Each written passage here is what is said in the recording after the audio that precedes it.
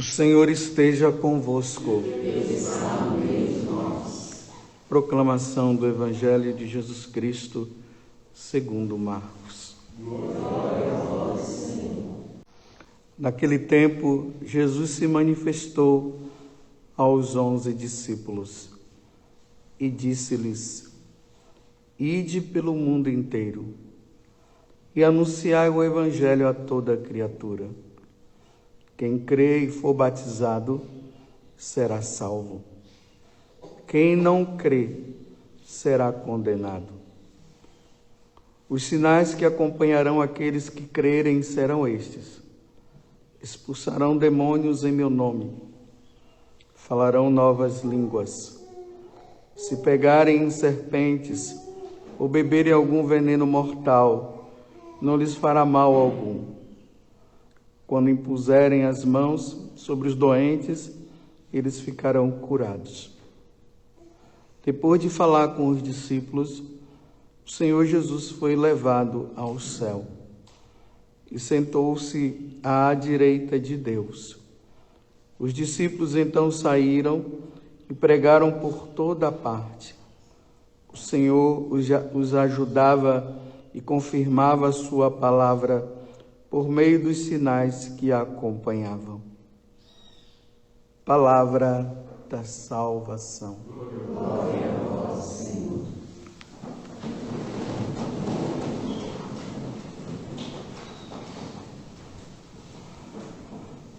Hoje é domingo, é dia do Senhor.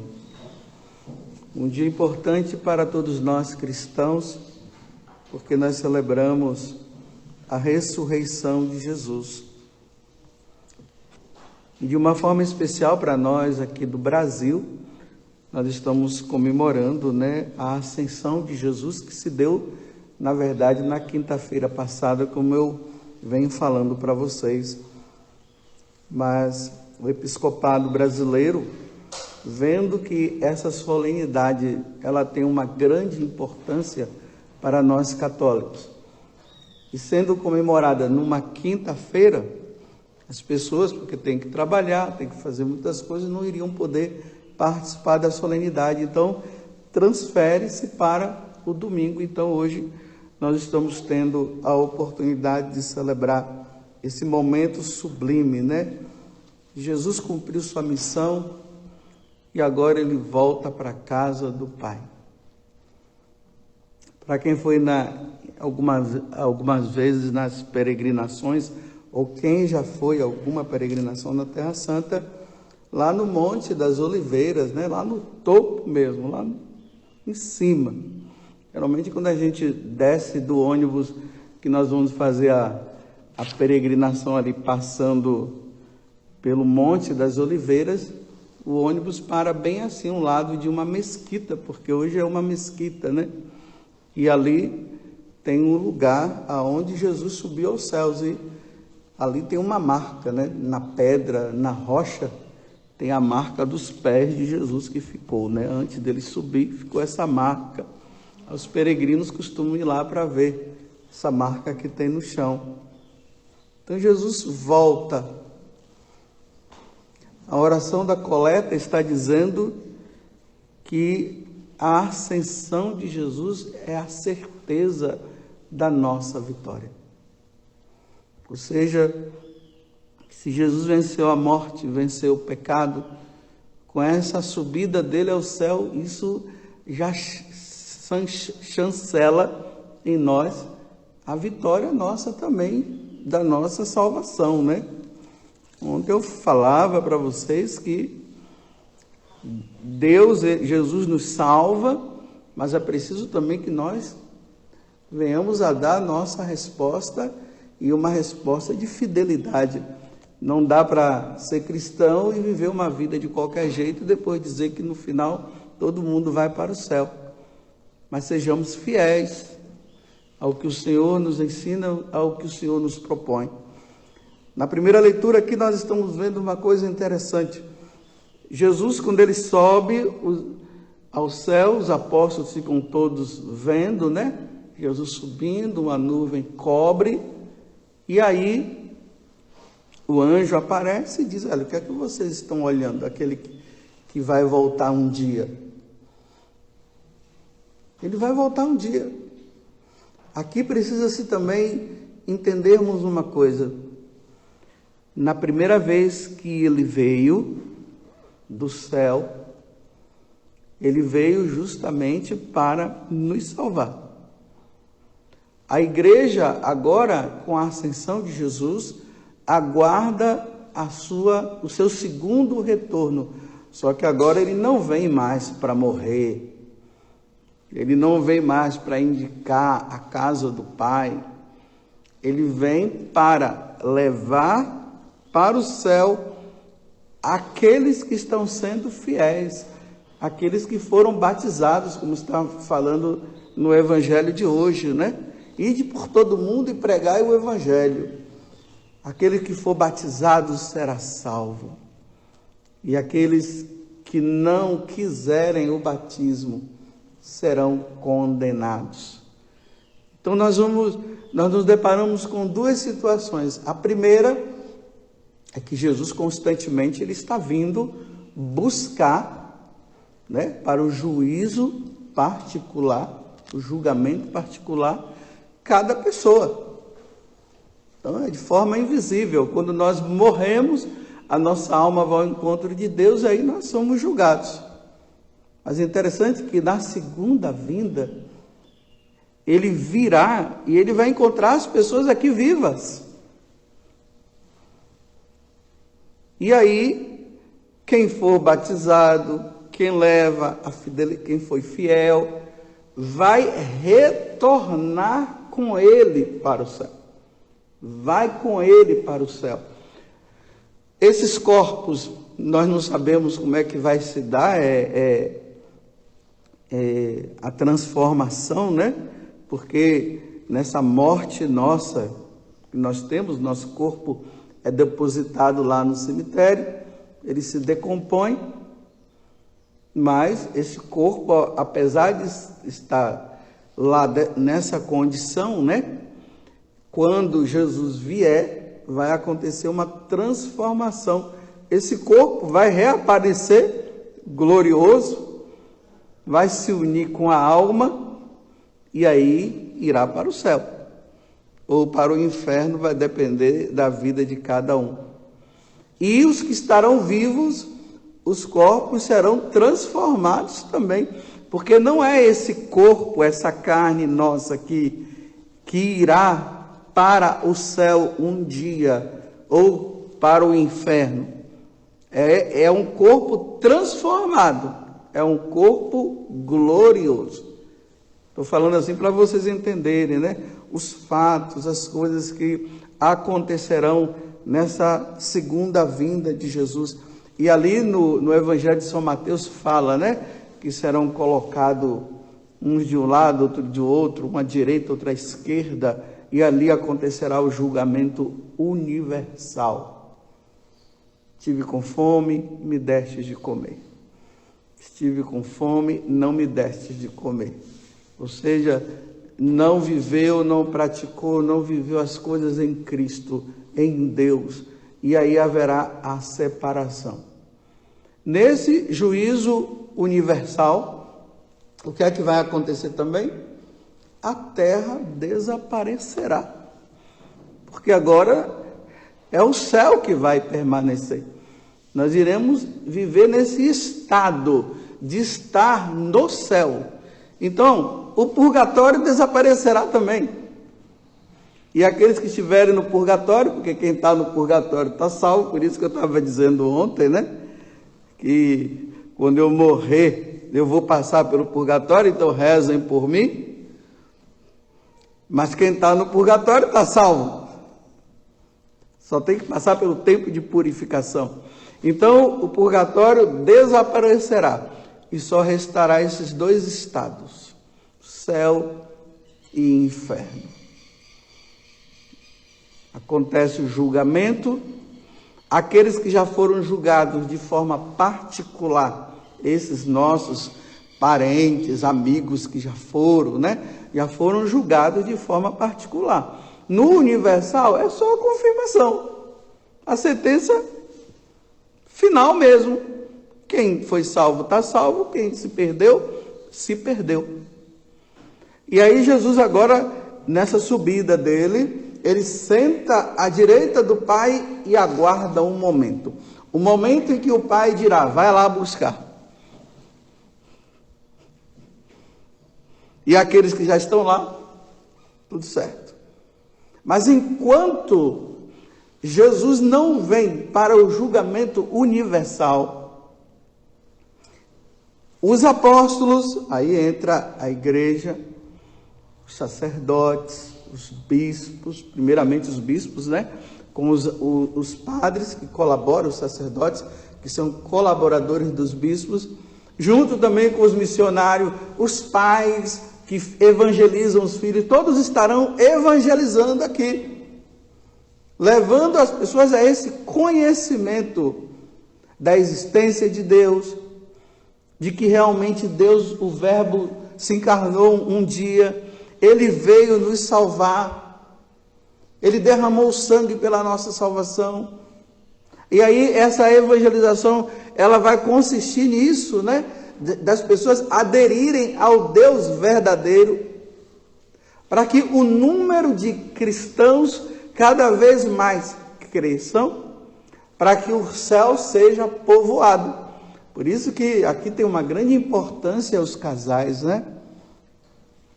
Os casais, quando recebem o sacramento do matrimônio, claro, com exceção daqueles que estão tendo dificuldade, aqui é um outro mistério, tem aqueles que têm dificuldade, mas depois acabam gerando. Então, de uma forma geral, os casais, eles se casam, geram filho para esse mundo, a igreja batiza, se tornam cristãos, aí entram no caminho, né? Começam a participar do sacrifício da missa, vivendo os sacramentos como devem ser vividos, vivendo nessa perseverança diante desse mundo cruel que não quer saber de Deus. E aí a população no céu vai crescendo. Veja, a população no céu cresce a partir dos casais que vão gerando. Por isso que a igreja fala, né? A partir do que Deus fala ali no livro do Gênesis, crescer e multiplicar. Esse crescer e multiplicar é justamente para isso. Os casais geram e dão filhos para Deus, a igreja batiza, eles vão para o céu. Olha que coisa linda, né? Que trabalho de equipe, né? Os casais geram, os padres batizam, eles entram no céu. Porque Deus quer o céu bem populoso. Quanto mais gente tiver. Mas aí Satanás, o que é que anda fazendo, né? Tem dito que não é para os casais ter muitos filhos, não.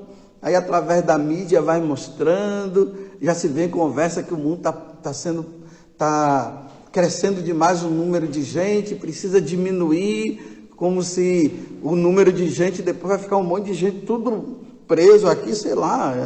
Será que a terra vai ficar tão pesada que vai cair?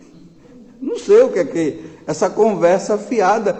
Deus sabe o limite, né? Deus sabe equilibrar a coisa. Nasceu, Deus vai vendo, se está tão populoso assim, Deus vai levando. Mas o homem agora quer ser Deus, aí fica assim, né? Os casais agora, aí coloca questões de dificuldade, o mundo do jeito que está. E em que momento Deus disse que os casais não deveriam gerar filhos por questões de guerra, por questões de pandemia, por questões de que a terra vai esquentar e tudo mais? Não tem. O casal deve gerar. E deixe o resto com Deus. Cada um faça a sua parte. Mas como é que nós vamos então cuidar diante dessa situação financeira? Olha, Deus também não falou que não era para não ter por causa da situação financeira. Deus é Deus. Ou cremos ou não cremos.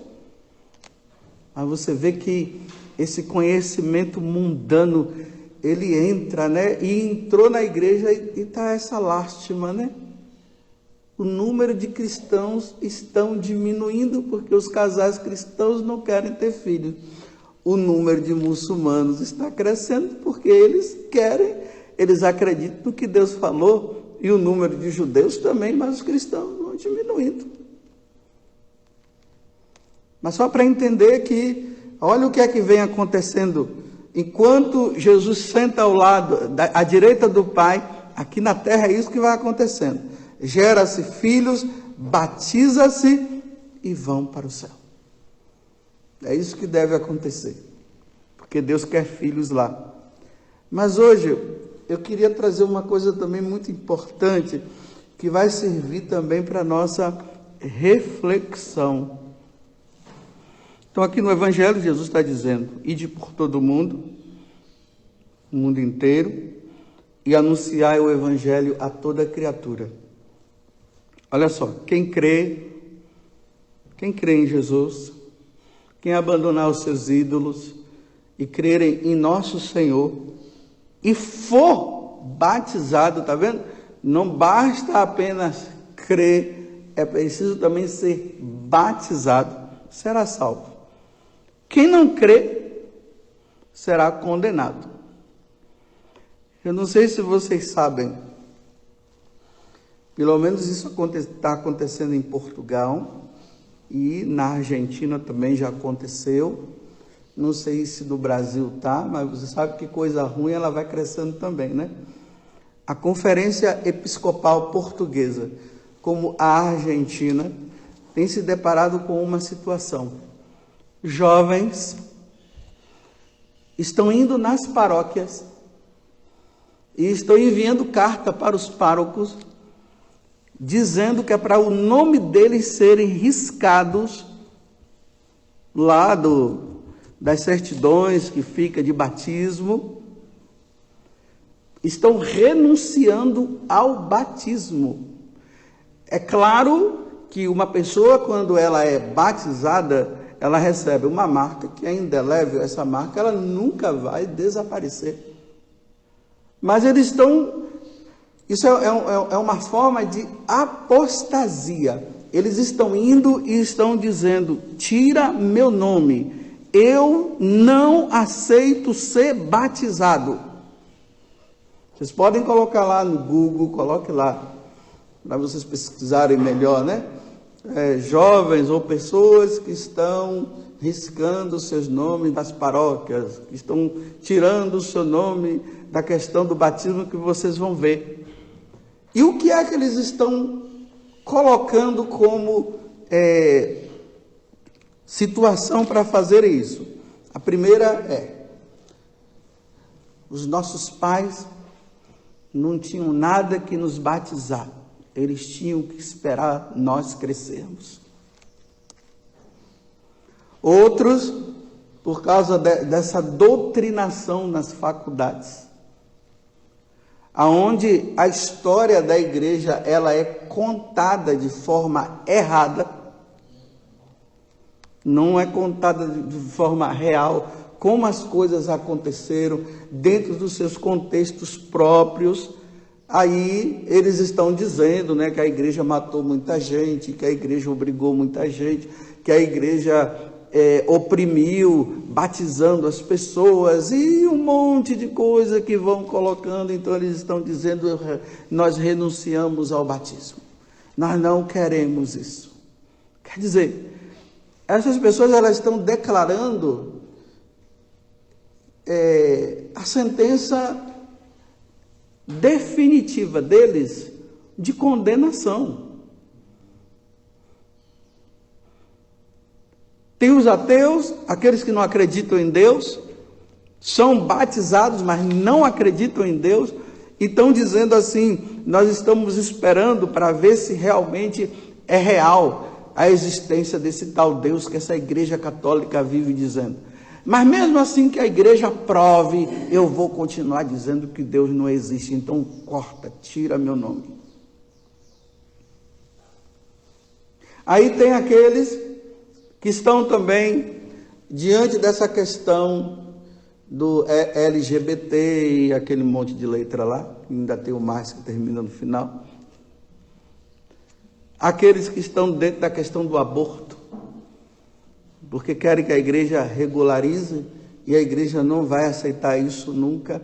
Aqueles que estão dentro dessa questão do casamento entre homem com homem, mulher com mulher, eles estão tudo riscando e mandando. Aqui na Argentina, quando teve aquela questão lá, né, a nível civil da questão do aborto, dizem que mandaram, né, umas caixas bem grandes assim, com todos os escritos para as pessoas ali fazerem a sua renúncia. Diz que ficou filas e mais filas de pessoas.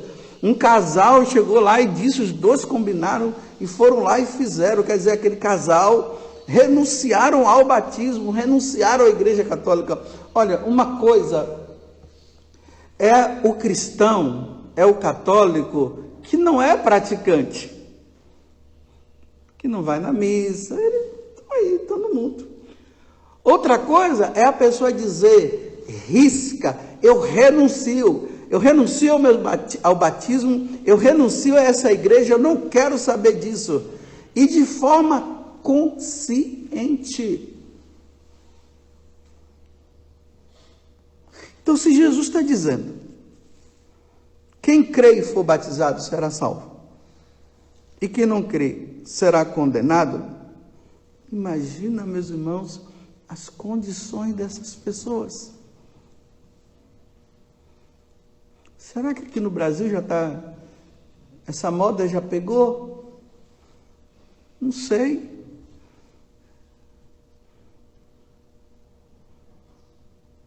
Imagina o seu filho chegar lá, né, depois de uma bela doutrinação nas faculdades, eles chegarem e dizerem, né, olha, meu pai, olha, minha mãe, eu não aceito, e vou lá na paróquia, vou pedir para riscarem meu nome, e eu vou assinar de próprio punho. Imagine que tem pais que estão aceitando assim, com tranquilidade. Era para, como eu disse ontem, né?